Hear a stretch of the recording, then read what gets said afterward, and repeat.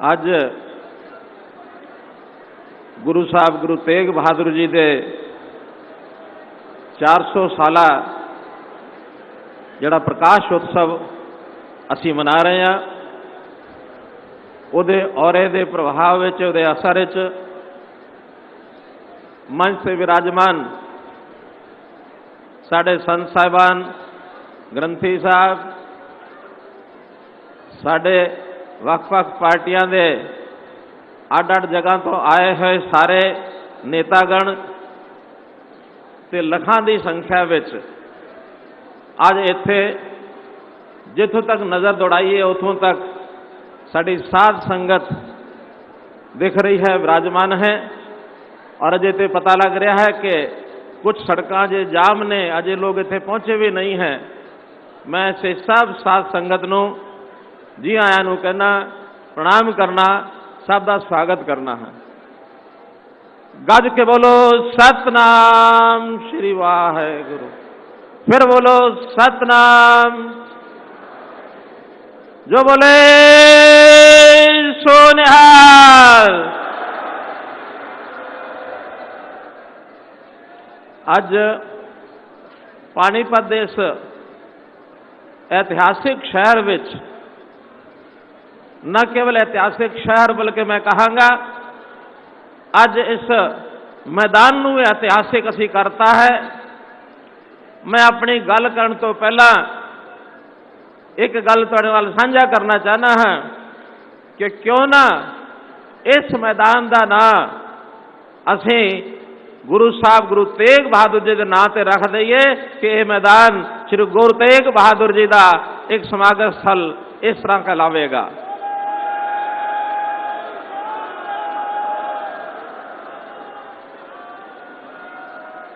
तो जिहड़ा मुख मार्ग, जिहड़ी सड़क जीटी रोड तो इत्थे समागम स्थल तक आ रही है, जिथों असीं सारे लंघ के आए हाँ, उस रस्ते का नाम, उस मार्ग का नाम श्री गुरु तेग बहादुर जी मार्ग ये भी रखा जाता है।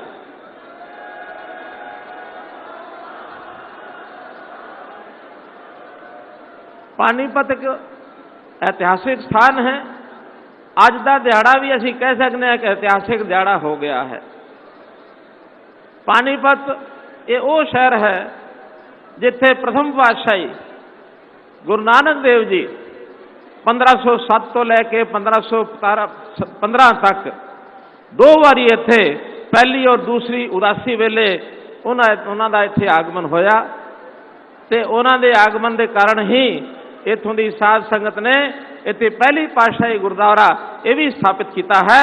इस करके ये स्थान अपने आप में ऐतिहासिक है। असी जानते हैं कि देश की उस वेले गुलामी की जिहड़ी अवस्था सीगी, उस गुलामी तो दूर करने वास्ते, देश को आज़ाद करने वास्ते बहुत सारिया लड़ाइयाँ हुई। और एक लड़ाई सन 1761 पानीपत का जिहड़ा तीसरा युद्ध किया जाता है, जिहड़ा मराठियां ते मुगलों दे विच होया सी। कुछ लोग कहते कि मुगलों की हार, मराठियां की हार हुई, लेकिन मैं कहना कि उस लड़ाई दे विच मराठियां का बहुत बड़ा योगदान ये सी कि मुगलों को इत्थे रोक लिया गया और अगे देश दे विच जिहड़ा उन्हां दा आक्रमण हमला जारी सी, उसनूं रोकण दा काम अगर किसी ने किया तो मराठियां ने किया सी। इस करके अज जिहड़ा ये स्थान है, ये स्थान भी ऐतिहासिक है, ये दिन भी ऐतिहासिक है। भाइयों बंधुओं, ये उत्तर भारत, ये गुरुओं की धरती है, ये महापुरुषों की धरती है। हम देखते हैं सारा, चाहे पंजाब है, चाहे हिमाचल है, उत्तराखंड है, हरियाणा है, दिल्ली है, उत्तर प्रदेश है, राजस्थान है, ये सारा इलाका गुरुओं की धरती कहलाता है। गुरुओं ने यहाँ भ्रमण किया, महापुरुषों की धरती कहलाती है। हमने हरियाणा सरकार में एक योजना बनाई है कि संत महापुरुष विचार प्रसार योजना, के संतों के, महापुरुषों के विचारों को उनको प्रसार किया जाए। तो जब भी कोई ऐसे विलक्षण किसी संत महापुरुष के जन्मदिन आते हैं, उनकी शताब्दियां आती हैं, अर्ध शताब्दियां आती हैं। हमने देखा होगा कि श्री गुरु नानक देव जी का 550 साला प्रकाश उत्सव वो भी हमने हरियाणा में मनाया। हमने देखा श्री गुरु गोविंद सिंह जी का 350 साला प्रकाशोत्सव वो भी हमने धूमधाम से हरियाणा में मनाया। कोई कार्यक्रम सिरसा में हुआ, तो कोई यमुनानगर में हुआ, तो कोई करनाल में हुआ। हम और भी संत महापुरुष, चाहे गुरु रविदास जी हैं, महर्षि वाल्मीकि हैं, संत कबीर हैं, इनके भी जयंतियां सरकारी तौर पर हम मनाते हैं। हम चाहते हैं कि संतों के, महापुरुषों के जो विचार हैं वो जन जन तक पहुंचने चाहिए, उनके जीवन की प्रेरणा ये हम सबको मिलनी चाहिए। आखिर तो इनके कारण से ही हमारे देश में समाज जो इनके गुण हैं उन गुणों को धारण करता है। एक निर्मल आचार विचार, एक सत्यता, अहिंसा, एक शाश्वत सिद्धांत, ये सारे जीवन में आने चाहिए। त्याग और समर्पण और कुर्बानी का भाव, ये कुर्बानी का भाव भी जिन संतों ने, महापुरुषों ने हमारे सामने रखा है, और वही आज हम श्री गुरु तेग बहादुर जी का जो उदाहरण ले रहे हैं, कुर्बानी, शहादत, इससे बड़ा कोई उदाहरण ये हो नहीं सकता है।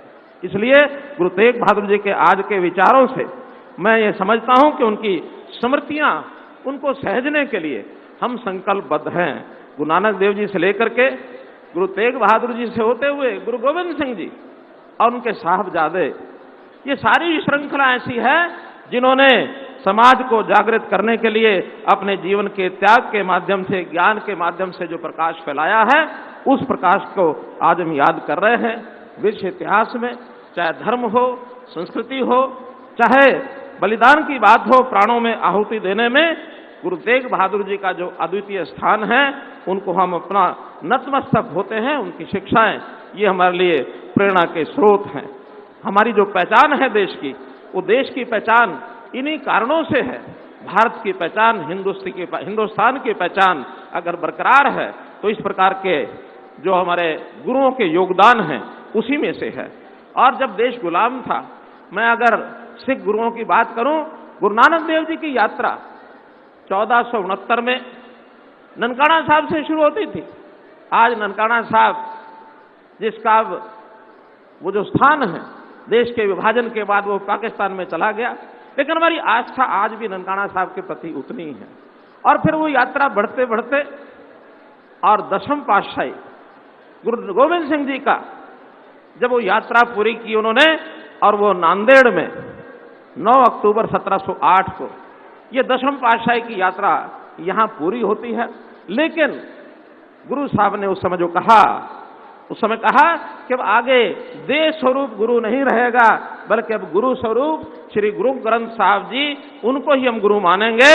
और जो श्लोक आता है, सब सिखन को हुक्म है, गुरु मान्यो ग्रंथ, गुरु मान्यो ग्रंथ, आज्ञा भई अकाल से तभी चलायो पंथ। बैसाखी के दिन गुरु गोविंद सिंह जी ने जो खालसा पंथ की नींव रखी, वो उसी के आधार पर कि अब ये पंथ गुरु ग्रंथ साहब जी को और जो है अपने गुरु के रूप में और हम याद करेंगे सभी 10 गुरुओं के। और उस समय के जितने शास्त्र हैं, जितने हमारे उस समय के विचार, कलमबद्ध विचार हैं, वो सब के सब गुरु ग्रंथ साहब जी को सुनने के बाद हमको मिलते हैं। हमारी जीवनी में, हमारे जीवन में सद्मार्ग के रूप में हम चलें, तो इस प्रकार से गुरु ग्रंथ साहब का रास्ता हमको मिलता है। गुरु गोविंद सिंह जी ने आगे जो काम किया, आखिरी अत्याचार उस समय समाप्त नहीं हुए थे, तो उन्होंने योद्धाओं को, योद्धा तैयार किए और उन योद्धाओं को अपनी जो कृपाण है, उस कृपाण का कमान वो अपने योद्धाओं को दिया। और नांदेड़ में तपस्वी बैठे बाबा बंदा सिंह बहादुर, जो माधवदास बैरागी के नाम से उस समय तपस्या कर रहे थे, बंदा सिंह बहादुर को कहा कि अब मुझे तो आखिर शरीर की एक आयु के नाते से उतना ज्यादा आगे नहीं बढ़ सकता, लेकिन ये कमान संभालो, 5 तीर लो और उत्तर भारत में जो अत्याचार हो रहे हैं उनको जाके समाप्त करो। ये औरंगजेब के अत्याचार ये बहुत लंबे समय तक चले। बंदा सिंह बहादुर वहां से चले और उन्होंने, अब मुझे पता है कि 1708 से 1716 तक 8 साल, और यहाँ जो गुरु पुत्रों का जो अत्याचार किए थे मुगल शासकों ने, उसका बदला लिया और पूरे देश भर में घूम करके और आजादी के लिए वो जो डंका उस समय बजाया, वो आज नहीं बजा है। ये वास्तव में 300 - 350 साल पहले का ये अभियान ये उस समय शुरू किया था। ये ठीक है कि देश के आजाद होने से पहले मुगलों के बाद अंग्रेजी हुकूमत हम पर राज करने आ गई, लेकिन ये डंका उस समय बज चुका था। और बहुत हमारे क्रांतिकारी वीरों ने, अपने समाज के भी सैकड़ों, हजारों, लाखों शहीदों ने काम वो आगे बढ़ाते हुए और आखिर देश को आजाद किया। 1947 में देश आजाद हो गया। आगे बढ़ते हम देखते हैं कि वो कश्मीर, जिसके कारण से गुरु तेग बहादुर जी को अपना बलिदान देना पड़ा था, उस कश्मीर की स्थिति लगातार 300, सवा 300 साल के बाद भी वो ठीक नहीं हुई। और हम देख रहे हैं कि वहां के कश्मीरी पंडितों के ऊपर अत्याचार अभी भी होते रहे हैं। ये तो उजागर किया अभी हमारे जो कश्मीर फाइल्स फिल्म जो देखी हमने, उसके अंदर उन सब अत्याचारों का वर्णन है। और उन कश्मीरियों को 1990 में कश्मीर छोड़ना पड़ा, अपना घर बार छोड़ना पड़ा। वहां के जो कानून थे, उन कानूनों में एक 370 का जो धारा थी, उसको समाप्त करने की आवाज जब उस समय से उठ रही है, श्यामा प्रसाद मुखर्जी ने आवाज उठाई कि एक प्रधान, एक निशान और एक विधान, ये लागू होना चाहिए, जो अभी तक लागू नहीं था कश्मीर में। कश्मीर हमारे से अलग बनी रही, लेकिन मैं आभारी हूं, मैं धन्यवाद करता हूं देश के वर्तमान प्रधानमंत्री श्री नरेंद्र मोदी जी का, कि जिनके सदप्रयत्नों से बिना किसी नुकसान के, बिना किसी बहुत बड़े विरोध के और 370 धारा को समाप्त कर दिया। मैं आज मानता हूं कि कश्मीर, जिसकी आवाज कश्मीरी हिंदियों ने गुरु तेग बहादुर जी के सामने उठाई थी, वो जब बात उस समय शुरू हुई थी, आज निश्चित रूप से कश्मीर भारत का अभिन्न अंग बनेगा और वहां के हिंदुओं की किसी प्रकार की जो दुविधा है वो समाप्त होगी और निश्चित रूप से ये काम जो पूरा होगा, इस नाते से हम लोग आगे बढ़ रहे हैं। भाई बहनों, अभी देश की आजादी का ये अमृत महोत्सव चल रहा है और इस 75 साल के बाद ये जो कार्यक्रम है आज हम कर रहे हैं, 400 साला अमृत महोत्सव, ये 400 साला जो प्रकाश उत्सव है, ये भी उसी का एक हिस्सा है। और उस हिस्से के नाते से आज हमको ये संकल्प लेना है कि गुरु तेग बहादुर जी ने जो बलिदान दिया था, उस बलिदान के कारण से इस देश के युवकों को, इस देश की जनता में जो उत्साह, जो जोश, जो स्फूर्ति आई थी, उसको आज हमको बनाकर रखना है। और आज बनाकर रखेंगे तो आज देश के लिए शायद मरने की जरूरत तो अब नहीं है, देश आजाद है, लेकिन देश के लिए जीने की, स्वाभिमान से जीने की, कभी इस देश का कोई ना बिगाड़ सके कुछ, ये आवश्यकता आज भी है और आज भी हमको प्रेरणा उसी प्रकार से मिलती रहेगी। अगर हम गुरु तेग बहादुर जी का देखते हैं, उनका जन्म अप्रैल 1621 में हुआ। 350 साल उनकी शहादत को भी हो गए हैं, लेकिन आखिर उनको हम याद करते हैं तो क्यों करते हैं? करते इसलिए हैं कि उन्होंने समाज की रक्षा के लिए, देश की रक्षा के लिए, हिंद की रक्षा के लिए, धर्म की रक्षा के लिए अपना जीवन बलिदान किया। जब आए थे कश्मीरी पंडित कि भी हमें जो है हमारा धर्म परिवर्तन किया जा रहा है, हमको परेशान किया जा रहा है, तो गुरु तेग बहादुर जी ने कहा कि इस समस्या को हल करने के लिए एक काम करना होगा कि किसी महापुरुष को बलि देनी होगी। और हम देखते हैं कि पास खड़े 8 वर्ष के बालक, गुरु साहब के सुपुत्र, जो आगे गुरु गोविंद सिंह जी कहलाए, उन्होंने कहा कि पिताश्री, ये बलिदान देने वाले महापुरुष और कहीं कोई कौन ढूंढते हो? आप महापुरुष नहीं हो सकते क्या? यानी 8 वर्ष का बालक अपने पिताजी के लिए प्रेरणा स्रोत बनता है। और उस समय गुरुजी को लगा कि नहीं, ये बलिदान मुझे देना चाहिए।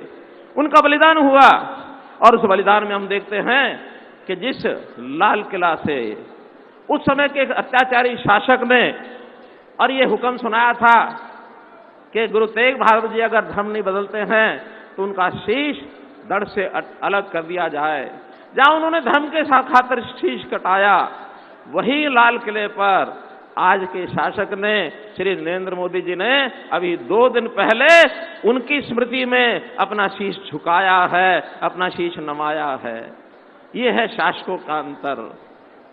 आखिर देश गुलामी में आजाद भले हम हो गए, लेकिन एक दुर्भाग्य हमारा ये रहा कि बहुत वर्षों तक अपने देश का जो सही इतिहास है वो लोगों को बताया नहीं गया। देश के अंदर इतिहास में अगर देखें तो कहीं भी खलनायक भी होते हैं, नायक भी होते हैं। देश के इतिहासकारों ने दुर्भाग्य से खलनायकों को नायक बना के आगे चलाया, नायकों को भुला दिया गया। लेकिन अब समय आ गया है, अब नायक नायक होंगे। गुरु तेग बहादुर जी, गुरु गोविंद सिंह जी, उनके वीर बालक, वीर पुत्र बालक शहीद उनको नायक के रूप में दुनिया याद करेगी। और खलनायक औरंगजेब को आज भी खलनायक के रूप में हम याद करेंगे। जैसे त्रेता युग में प्रभु रामचंद्र जी एक नायक हुए, रावण एक खलनायक हुए, गुरु तेग बहादुर जी एक नायक हुए और औरंगजेब एक खलनायक हुए। दुनिया याद दोनों को रखेगी। तो मित्रों, भाइयों बहनों, ये जो शहादत हुई थी गुरु तेग बहादुर जी की, उनकी अकेले की शहादत नहीं हुई। उनके साथ जो उनके शिष्य, हमें पता है भाई मतीदास जी, उनको जिंदा आरे से चिनवा दिया गया था। उनके शरीर के 2 भाग कर दिए गए थे। इसी प्रकार भाई दयाला जी का, उनको कढ़ाई में उबलते पानी में डाल करके तड़पा तड़पा करके और उनको शहीद किया गया। अगर हम भाई सतीदास जी की बात करते हैं तो रुई के बोरे में उनको डाल करके उस बोरे को आग लगा दी जाती है। यानी किस प्रकार के अत्याचार वहां हुआ, उस समय हुए होंगे, ये इतिहास हमको याद रखना होगा। और इस इतिहास में से ही प्रेरणा लेनी होगी कि अपने संस्कृति, अपने धर्म, अपने समाज, उन शाश्वत सिद्धांतों से के साथ कोई समझौता हमको नहीं करना, जिसका रास्ता हमको गुरुओं ने, गुरुपुत्रों ने सबको दिखाया है। हमें पता है कि गुरु तेग बहादुर जी का स्थान हरियाणा में भी बहुत ऐसे स्थान हैं जिनके ऊपर उनका भ्रमण हुआ। कई यात्राएं हुई हैं, 6 यात्राएं उनकी हुई हैं, जो हरियाणा और पंजाब के क्षेत्र में एक स्थान से दूसरे स्थान पर वो आते रहे। और उनके शीश की अंतिम यात्रा ये भी हरियाणा में से होकर के निकली है। जब शीशगंज गुरुद्वारा पर उनका जो सिर धड़ से अलग किया तो संगतों ने ये कहा कि शीश इनका मुगलों की सेना के हाथ नहीं लगना चाहिए, और शीश को लेकर के और वो आनंदपुर साहब के लिए चल पड़े। अब ये रास्ते में जो घटना होती है, जो हरियाणा के लिए बहुत एक ऐसी प्रेरणा देने वाली घटना है, खून खौलाने वाली भी घटना है वैसे तो, कि शीश को लेकर के जब भाई जातो जीतो, भाई जैतो जी जब लेकर चल रहे थे तो रास्ते में सोनीपत जिले में एक गांव आता है और वहां उन गांव के लोगों को पता लगता है कि गुरु साहब के शीश के पीछे मुगल सेना लगी हुई है। तो वहां एक व्यक्ति खुशहाल सिंह, खुशहाल का चेहरा मोहरा गुरु तेग बहादुर जी के चेहरे मोहरे से मिलता था। उन्होंने तुरंत आगे बढ़कर के अपने आप को कहा कि आप मेरा शीश काट करके और मुगल सेना को दे दो ताकि वो भ्रमित हो जाए और गुरु साहब का शीश सुरक्षित आनंदपुर साहब लेकर के जाना चाहिए। उस गांव का नाम आज भी बड़ खालसा है। बड़ खालसा स्थान पर आज खुशहाल सिंह जी की स्मृति में उनका एक स्टैचू भी बना है, एक गुरुद्वारा भी बना है, एक सभागार बना है, एक वहां पर उनको दिखाने के लिए और वहां एक म्यूजियम भी बना हुआ है। तो इस नाते से हरियाणा में लगभग इन यात्राओं के माध्यम से जहां जहां गुरु साहब गए, सबसे पहले आनंदपुर साहब से उन्होंने अपना मुख्यालय जींद जिले में धमतान साहब में बनाया। धमतान साहब से वो यात्राएं उनकी शुरू होती हैं। वो कैथल में आते हैं, आसपास गांव में जाते हैं, कुरुक्षेत्र में आते हैं, लाडवा में आते हैं, जगाधरी में जाते हैं, बुढ़िया में जाते हैं, सढोरा में जाते हैं, लोहगढ़ साहब जाते हैं। कम से कम 32 गुरुद्वारे आज ऐसे हैं जहां जहां गुरु तेग बहादुर जी के और जो चरण छो हुई है और जहां उन्होंने अपने चरण रखे हैं। तो ऐसे स्थानों पर आज भी उनके प्रति श्रद्धा के भाव से लोग देखते हैं।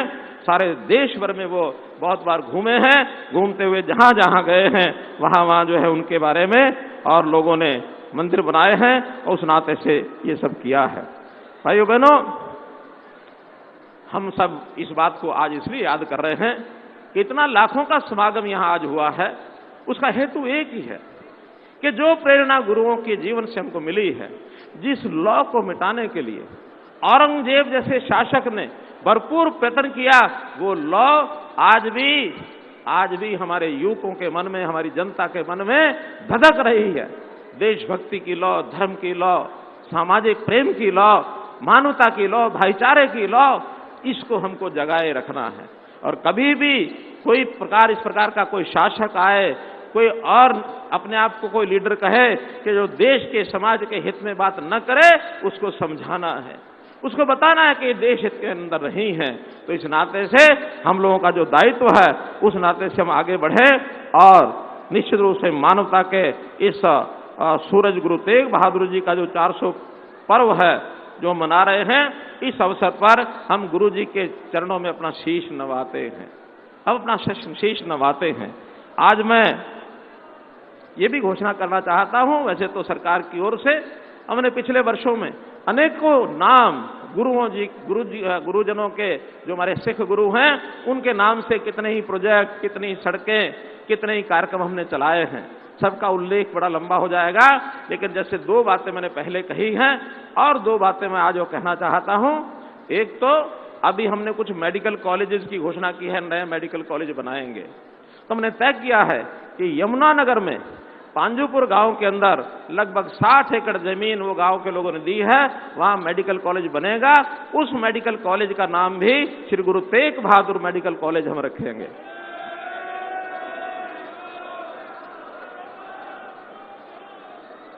और अगले 3 महीने के अंदर अंदर उस मेडिकल कॉलेज की नींव भी रख दी जाएगी। इसी प्रकार से एक आज जो हमको जानकारी मिल रही है कि यहां पर इस कार्यक्रम में अपने अमृतसर साहब से भी जल को लाया गया है। उस अमृत को आज हम यहां प्रसाद के रूप में ले रहे हैं और उस अमृत का हम जलपान कर रहे हैं। इसी तरह बिहार से भी सासाराम से, और गुरु साहब के जो सेना के अंदर उन्होंने हथियार अपने हाथ से चलाए थे, उन हथियारों की प्रदर्शनी यहां लगी हुई है। सासाराम बिहार से वो लाए गए हैं और अभी ये सामने भी प्रदर्शन, गुरु साहब के सामने जो शस्त्र हैं, उन शस्त्रों की प्रदर्शनी यहां भी है। तो इन शस्त्रों का पूरे देश में भ्रमण का कार्यक्रम बनाया जा रहा है। तो मुझे बताते हुए आपको खुशी हो रही है कि इन शस्त्रों के लिए एक जो वाहन की आवश्यकता है, जिस वाहन में ये सारे देश भर में जाएंगे, उस वाहन को भी हम हरियाणा सरकार की ओर से डोनेट करेंगे। जिस प्रकार का वाहन चाहिए उस प्रकार का वाहन उपलब्ध कराया जाएगा।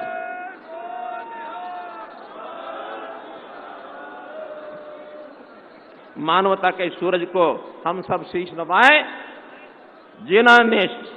जिन्होंने शीश कटाया हिंदी खातिर, जिन्होंने शीश कटाया हिंदी खातिर, मैं उन्होंने शीश नवावा, मैं उन्होंने शीश नवावा। वाहेगुरु जी का खालसा, वाहेगुरु जी की फतेह। बोले सो निहाल। मानयोग मुख्यमंत्री साहब श्री मनोहर लाल जी आप जी ਨੂੰ मुखातब हो रहे सन। मैं बड़ा हैरान होया कि इतिहास दीयां उस सच्चाइयां उन्होंने उजागर कीतियां सी। हरियाणे विच लगभग 36 गुरुद्वारे ने जिहड़े गुरु तेग बहादुर साहब जी की कर्म भूमि नाल संबंधित ने। 36 गुरुद्वारे, 32 तां मानयोग मुख्यमंत्री साहब जी ने आप जी ਨੂੰ ਦੱਸ ਹੀ ਦਿੱਤੇ ਨੇ। और हुण एक अजिहा कारज